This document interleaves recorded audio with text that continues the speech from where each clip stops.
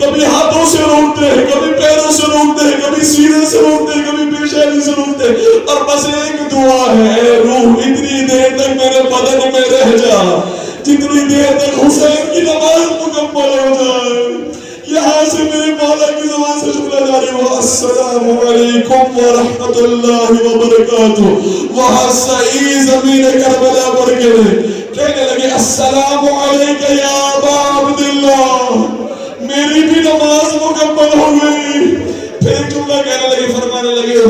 اوفیت یا ابن رسول اللہ، اے رسول اللہ کی بیٹی ہے، کیا میں نے آپ کا حق ادا کر دیا؟ کیا مطلب ہے؟ سعید کے ذہن کے اندر شاید سوال یہ ہے، اے آقا میں نے تو ابھی کوئی تلوار بھی نہیں چلائی، میں نے تو ابھی کسی کو کوئی تیر بھی نہیں مارا، میں نے کوئی نیزہ بھی نہیں مارا، میں تو ابھی میدان میں بھی نہیں گیا ہوں، کیا میں نے آپ کا حق ادا کر دیا؟ میرے مولا نے کیا کمال کا جواب دیا، فرمانے لگے، انت امامی فی الجنہ، تو نے ایسا حق ادا کیا ہے تو جنت میں میرے آگے آگے ہوگا،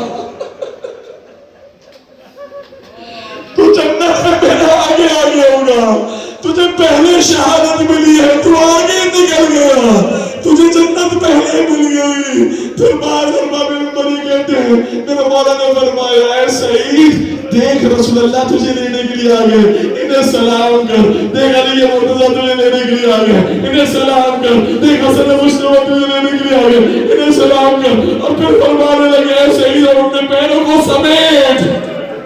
کیونکہ میری ماں خاتون جنت تجھے سلام کرنے کے لیے، اے عزادارو، اے زائرو، اے شہدائے کربلا، روایت یہ کہتی ہے جیسے شہدائے کربلا کو سیدہ آ کر سلام کرتی ہے، ویسے جو حسین کے زائرین ہیں انہیں سیدہ آ کر سلام کرتی ہے۔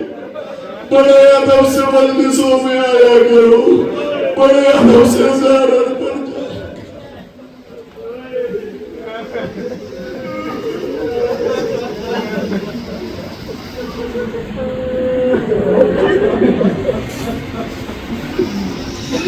ألا ولعنة الله على القوم الظالمين وسيعلم الذين ظلموا أي منقلب ينقلبون